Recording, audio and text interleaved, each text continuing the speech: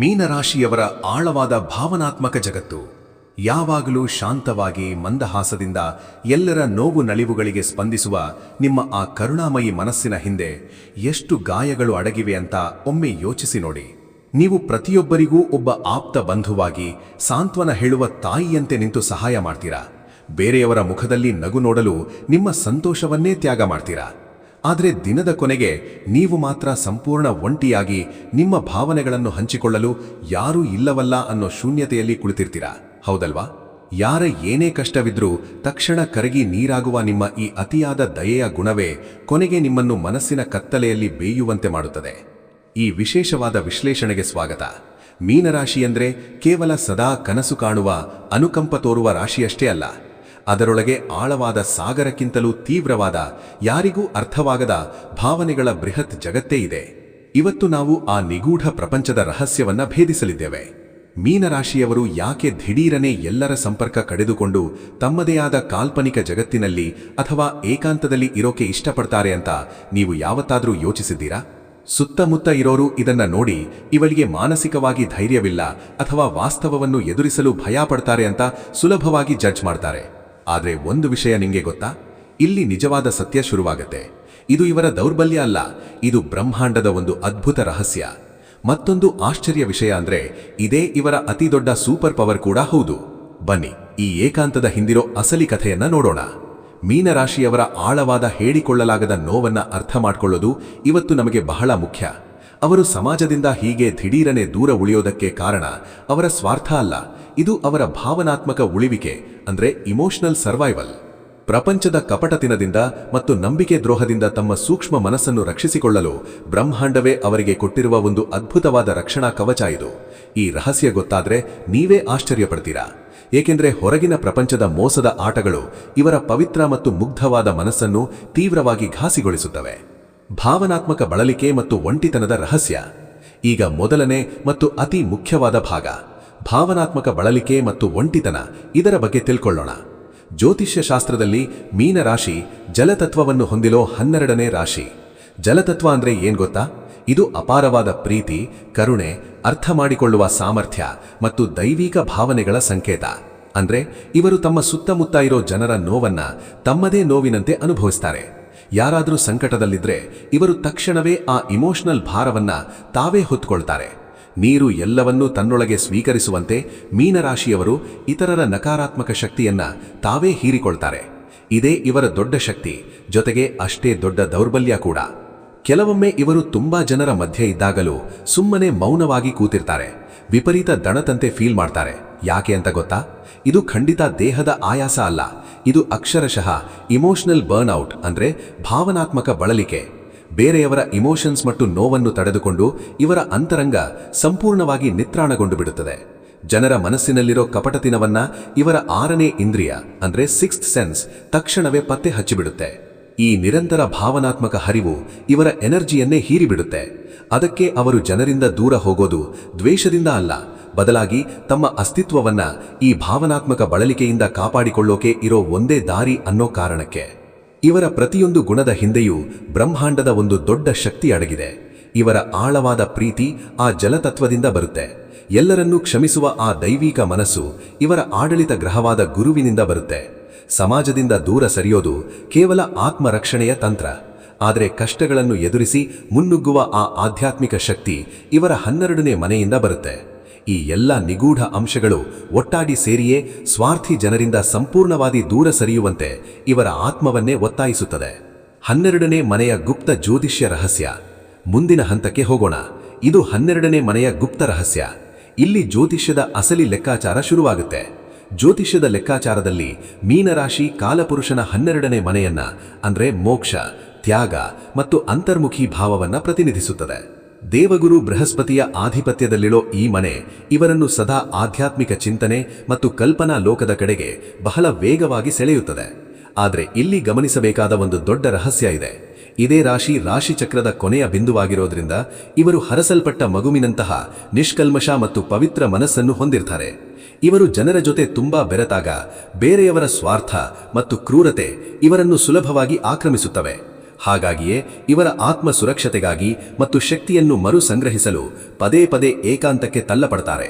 ಮೀನರಾಶಿಯವರು ಒಂಟಿಯಾಗಿ ಕೂತಿರೋದನ್ನ ಅಥವಾ ತಮ್ಮದೇ ಕನಸಿನ ಲೋಕದಲ್ಲಿದ್ದಾಗ ಯಾರಾದರೂ ಇವರನ್ನು ಜವಾಬ್ದಾರಿಯಿಂದ ಓಡಿ ಹೋಗ್ತಿದ್ದಾರೆ ಅಂತ ಅಂದುಕೊಂಡ್ರೆ ಅದು 100ಕ್ಕೆ 100 ತಪ್ಪು. ಈ ಮೌನ ವಾಸ್ತವದಿಂದ ಓಡಿ ಹೋಗೋದಲ್ಲ, ಬದಲಾಗಿ ಆ ಏಕಾಂತದಲ್ಲೇ ಅವರ ಆತ್ಮ ಕಳೆದುಕೊಂಡ ದೈವಿಕ ಶಕ್ತಿಯನ್ನ ಮತ್ತೆ ಮರಳಿ ಪಡೆಯುವ ಒಂದು ಪವಿತ್ರ ತಪಸ್ಸು ಅದು.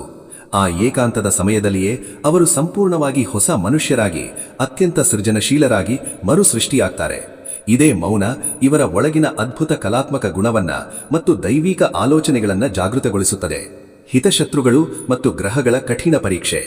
ಈಗ ಒಂದು ಕಠೋರವಾದ ಸತ್ಯದ ಬಗ್ಗೆ ಮಾತನಾಡೋಣ. ಹಿತಶತ್ರುಗಳು ಮತ್ತು ಗ್ರಹಗಳ ಪರೀಕ್ಷೆ. ಮೀನರಾಶಿಯವರ ಜೀವನದಲ್ಲಿ ಪದೇ ಪದೇ ನಡೆಯುವ ಒಂದು ಘಟನೆಯನ್ನ ನೀವು ನೋಡಿರಬಹುದು. ಇವರು ಯಾರಿಗೋ ಒಬ್ಬರಿಗೆ ತಮ್ಮ ನಿರಪೇಕ್ಷ ಪ್ರೀತಿ ನೀಡಿ ಆರ್ಥಿಕವಾಗಿ ಮಾನಸಿಕವಾಗಿ ತಮ್ಮ ಮಿತಿಮೀರಿದ ಸಹಾಯ ಮಾಡ್ತಾರೆ. ಆದರೆ ಕೊನೆಗೆ ಆ ವ್ಯಕ್ತಿ ಇವರ ಈ ಕರುಣೆ ಮತ್ತು ಒಳ್ಳೆತನವನ್ನೇ ದೌರ್ಬಲ್ಯ ಅಂತ ಅಂದುಕೊಂಡು ಇವರನ್ನು ಬಕ್ರಾ ಮಾಡ್ತಾನೆ, ಮೋಸ ಮಾಡ್ತಾನೆ. ಮೀನರಾಶಿಯವರ ಅತಿ ದೊಡ್ಡ ಸಮಸ್ಯೆ ಅಂದ್ರೆ ಅವರಿಗೆ ಯಾರನ್ನಾದರೂ ಅನುಮಾನದಿಂದ ನೋಡಲು ಅಥವಾ ಕಟ್ಟುನಿಟ್ಟಾಗಿ ಇಲ್ಲ ಎಂದು ಹೇಳಲು ಬರೋದಿಲ್ಲ. ಆದರೆ ಒಮ್ಮೆ ತಮಗೆ ಮೋಸ ಆಗಿದೆ, ದ್ರೋಹ ಆಗಿದೆ ಅಂತ ಗೊತ್ತಾದ ತಕ್ಷಣ ಇವರು ಜಗಳ ಆಡೋಕೆ ಹೋಗಲ್ಲ. ಬದಲಾಗಿ ಆ ಸಂಬಂಧಗಳಿಂದ ನಿಶ್ಶಬ್ದವಾಗಿ ದೂರವಾಗಿ ಸಂಪೂರ್ಣ ಮೌನಕ್ಕೆ ಶರಣಾಗ್ತಾರೆ. ಇದೇ ನೋಡಿ ಶುದ್ಧ ಪ್ರೀತಿಗೂ ಮತ್ತು ನಂಬಿಕೆ ದ್ರೋಹದ ಕರಾಳ ವಾಸ್ತವಕ್ಕೂ ಇರೋ ವ್ಯತ್ಯಾಸ. ಪ್ರಸ್ತುತ ಮೀನರಾಶಿಯವರು ಅನುಭವಿಸುತ್ತಿರುವ ಈ ವಿಪರೀತ ಮಾನಸಿಕ ಒತ್ತಡಕ್ಕೆ ಕೇವಲ ಅವರ ಸ್ವಭಾವ ಮಾತ್ರ ಕಾರಣವಲ್ಲ. ಇಲ್ಲಿ ಗೋಚಾರದ ಗ್ರಹಗಳ ಪ್ರಭಾವ ತುಂಬಾ ದೊಡ್ಡದಿದೆ. ಶನಿದೇವನು ಇವರ ಜನ್ಮರಾಶಿಯಲ್ಲಿ ಅಥವಾ ಅನುಕೂಲವಲ್ಲದ ಮನೆಯಲ್ಲಿ ಸಂಚರಿಸಿ ಇವರ ಜೀವನದಲ್ಲಿ ಯಾರು ಅಯೋಗ್ಯರು, ಯಾರು ನಕಲಿ ಹಿತೈಷಿಗಳು ಅವರೆಲ್ಲರನ್ನೂ ಶೋಧಿಸಿ ಇವರನ್ನು ಶುದ್ಧೀಕರಿಸುತ್ತಿದ್ದಾನೆ. ಈ ನೋವಿನ ಕತ್ತಲೆ ಕರಗಿ ನವೋದಯವಾಗುವ ಮತ್ತು ನ್ಯಾಯ ಸಿಗುವ ಸಮಯ ಈಗ ಹತ್ತಿರದಲ್ಲಿದೆ. ಈ ಕಠಿಣ ದಿನಗಳು, ಈ ಆತಂಕ ಇವೆಲ್ಲವೂ ಭವಿಷ್ಯದ ಬೃಹತ್ ಶ್ರೇಯಸ್ಸಿಗೆ ಇವರನ್ನು ಸಿದ್ಧಪಡಿಸುವ ಒಂದು ಪ್ರಬಲವಾದ ಪ್ರಕ್ರಿಯೆಯಷ್ಟೇ. ಇದಾದ್ಮೇಲೆ ಬರೋದು ಇವರ ಅತಿ ದೊಡ್ಡ ಪ್ಲಸ್ ಪಾಯಿಂಟ್, ಅದ್ಭುತ ಆಂತರಿಕ ಶಕ್ತಿ ಮತ್ತು ದೈವಿಕ ರಕ್ಷಣೆ. ಕೆಲವರು ಇವರನ್ನು ನೋಡಿ ಇವರು ಕೇವಲ ಭಾವನಾತ್ಮಕವಾಗಿ ಅಳುವವರು, ಇವರನ್ನು ಸುಲಭವಾಗಿ ತುಳಿಬಹುದು ಅಂತ ಅನ್ಕೊಳ್ತಾರೆ. ಆದರೆ ಅವರಿಗೆ ಮೀನರಾಶಿಯವರ ಆ ಗುಪ್ತ ಸಂಕಲ್ಪ ಶಕ್ತಿಯ ಅರಿವೇ ಇಲ್ಲ. ಇಡೀ 12 ರಾಶಿಗಳಲ್ಲಿ ಅತ್ಯಂತ ಶಕ್ತಿಶಾಲಿ ಪ್ರಾರ್ಥನಾ ಶಕ್ತಿ ಮತ್ತು 6ನೇ ಇಂದ್ರಿಯ ಇರೋದೇ ಮೀನರಾಶಿಯವರಿಗೆ. ಎಲ್ಲರಿಂದ ದೂರ ಹೋದಾಗ, ಒಂಟಿಯಾಗಿದ್ದಾಗ ಇವರ ಈ ಆಂತರಿಕ ಶಕ್ತಿ 100 ಪಟ್ಟು ಹೆಚ್ಚಾಗುತ್ತೆ. ಇವರ ಆಲೋಚನೆಗಳು ಸುಮ್ಮನೆ ಬರುವ ಯೋಚನೆಗಳಲ್ಲ, ಅವು ಬ್ರಹ್ಮಾಂಡದ ನೇರ ಸಂದೇಶಗಳು. ಏಕಾಂತದಲ್ಲಿ ಇವರು ನೇರವಾಗಿ ತಮ್ಮ ಅಂತರಾತ್ಮನ ಶಕ್ತಿಯ ಜೊತೆ ಸಂಪರ್ಕ ಸಾಧಿಸುತ್ತಾರೆ ಅನ್ನೋದು ಅಕ್ಷರಶಃ ಸತ್ಯ. ಮೀನರಾಶಿಯವರ ಈ ಅಗಾಧವಾದ ಗುಪ್ತ ಶಕ್ತಿ ಇವರ ಕಣ್ಣುಗಳಲ್ಲೇ ಇರುತ್ತೆ. ಹೌದು, ಇವರ ಕಣ್ಣುಗಳಲ್ಲಿ ಒಂದು ರೀತಿಯ ಸಾಗರದಂತಹ ಆಳ ಮತ್ತು ದೈವಿಕ ಕಾಂತಿ ಇರುತ್ತೆ. ಇವರ ಆಡಳಿತ ಗ್ರಹ ಆದ ಗುರು ಇವರಿಗೆ ದೈವಿಕ ರಕ್ಷಣೆಯನ್ನು ಕೊಟ್ಟಿರ್ತಾನೆ. ಹಾಗಾಗಿ ಯಾರಿಂದಲೂ ಇವರನ್ನು ಸಂಪೂರ್ಣವಾಗಿ ನಾಶಪಡಿಸಲು ಸಾಧ್ಯವೇ ಇಲ್ಲ.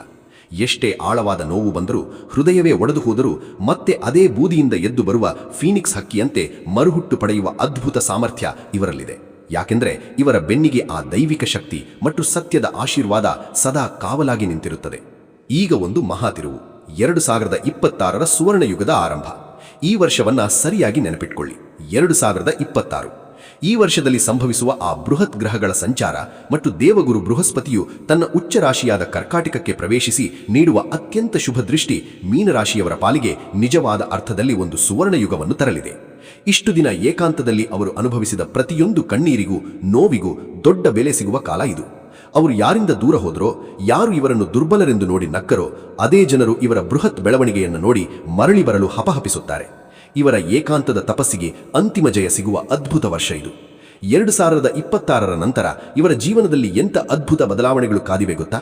ಗ್ರಹಗಳ ಶುಭ ಸಂಚಾರದಿಂದ ವೃತ್ತಿ ಮತ್ತು ಜೀವನದಲ್ಲಿ ಅಕ್ಷರಶಃ ಸೌಭಾಗ್ಯ ಶುರುವಾಡುತ್ತೆ. ಗುರುಗ್ರಹದ ಪರಿಪೂರ್ಣ ಕೃಪೆಯಿಂದ ಆರ್ಥಿಕ ಸ್ಥಿರತೆ, ನವೀನ ಅವಕಾಶಗಳು ಮತ್ತು ಹಠಾತ್ ಧನಲಾಭ ಒದಗಿ ಬರುತ್ತೆ.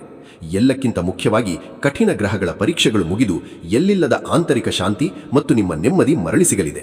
ಇವರನ್ನು ನೋಡಿ ಹೀಯಾಳಿಸಿದವರೇ ಇವರ ಸಾಧನೆಯ ಮುಂದೆ ತಲೆಬಾಗಬೇಕಾಗುತ್ತದೆ. ಜೊತೆಗೆ ಇವರ ಈ ಆಳವಾದ ಮುಗ್ಧ ಮನಸ್ಸನ್ನು ಸಂಪೂರ್ಣವಾಗಿ ಅರ್ಥ ಮಾಡಿಕೊಳ್ಳುವ ಒಬ್ಬ ನಿಜವಾದ ಹಿತೈಷಿಯ ಅಥವಾ ನಿಜವಾದ ಆತ್ಮಸಂಗಾತಿಯ ಆಗಮನವು ಇದೇ ಸುವರ್ಣ ಸಮಯದಲ್ಲಿ ಆಗಲಿದೆ. ಇದು ನಿಮ್ಮ ನಿಷ್ಕಲ್ಮಶ ತ್ಯಾಗಕ್ಕೆ ಹಾಗೂ ಅಪಾರ ತಾಳ್ಮೆಗೆ ದೈವಿಕ ಪ್ರಕೃತಿಯೇ ನಿಮಗಾಗಿ ಕೊಡುವ ಅತ್ಯುನ್ನತ ಉಡುಗೊರೆಯಾಗಿದೆ. ಆದರೆ ಅಲ್ಲಿಯವರೆಗೆ ಈ ಕಠಿಣ ಸಮಯವನ್ನು ದಾಟುವುದು ಹೇಗೆ? ಮೀನರಾಶಿಯವರು ಪಾಲಿಸಬೇಕಾದ ಕೆಲವು ಪ್ರಬಲ ದೈವಿಕ ಪರಿಹಾರಗಳನ್ನು ನೋಡೋಣ. ಈ ಸುವರ್ಣಯುಗವನ್ನು ತಲುಪುವ ಮುನ್ನ ಪ್ರಸ್ತುತ ಇರುವ ಆತಂಕ ಮತ್ತು ಕಷ್ಟಗಳನ್ನು ಸುಲಭವಾಗಿ ದಾಟಲು ಮೀನರಾಶಿಯವರು ಈ ಕೆಲವು ಸರಳ ಆದರೆ ಪ್ರಬಲವಾದ ದೈವಿಕ ಪರಿಹಾರಗಳನ್ನು ಪಾಲಿಸಬೇಕು.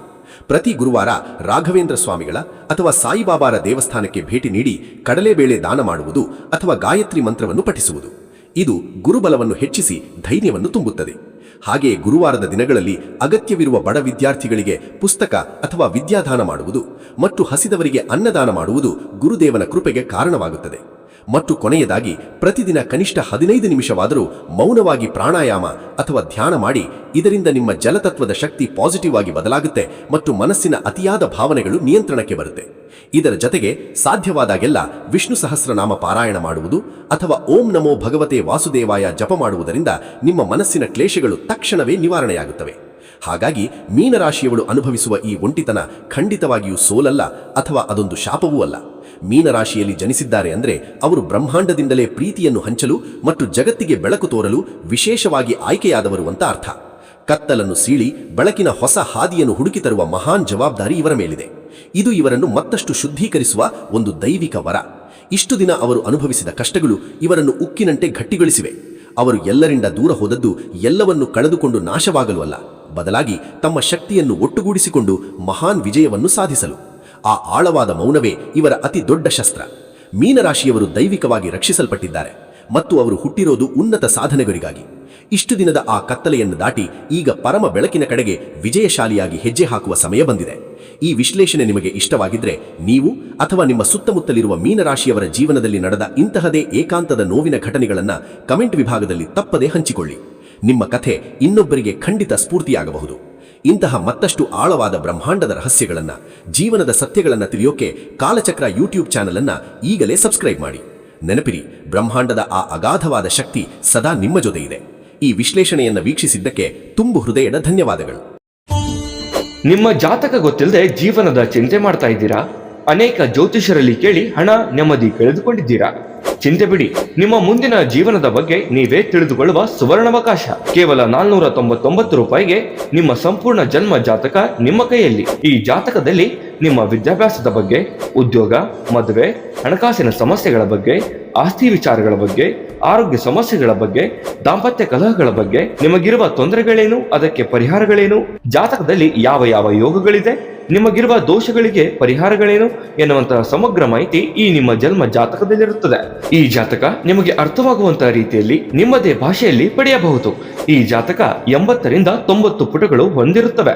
ಕೇವಲ 15 ನಿಮಿಷಗಳಲ್ಲಿ ನಿಮ್ಮ ವಾಟ್ಸ್ಆಪ್ ಸಂಖ್ಯೆಗೆ PDF ಫೈಲ್ನ ಮೂಲಕ ಕಳುಹಿಸಲಾಗುತ್ತದೆ. ಈಗಲೇ ನಿಮ್ಮ ಜನ್ಮ ಜಾತಕವನ್ನ ಪಡೆಯಲು ಹಾಗೂ ಗುರುಜಿಯವರ ಸಲಹೆಗಳನ್ನ ಪಡೆಯಲು ನಮ್ಮ ವಾಟ್ಸ್ಆಪ್ ಸಂಖ್ಯೆಗೆ ಜಾತಕ ಎಂದು ಮೆಸೇಜ್ ಮಾಡಿ ನಿಮ್ಮ ಭವಿಷ್ಯದ ಕನ್ನಡಿಯನ್ನ ಪಡೆದುಕೊಳ್ಳಿ. ಕೇವಲ 499 ರೂಪಾಯಿಗೆ ನಿಮ್ಮ ಸಂಪೂರ್ಣ ಜನ್ಮ ಜಾತಕ ನಿಮ್ಮ ಕೈಯಲ್ಲಿ.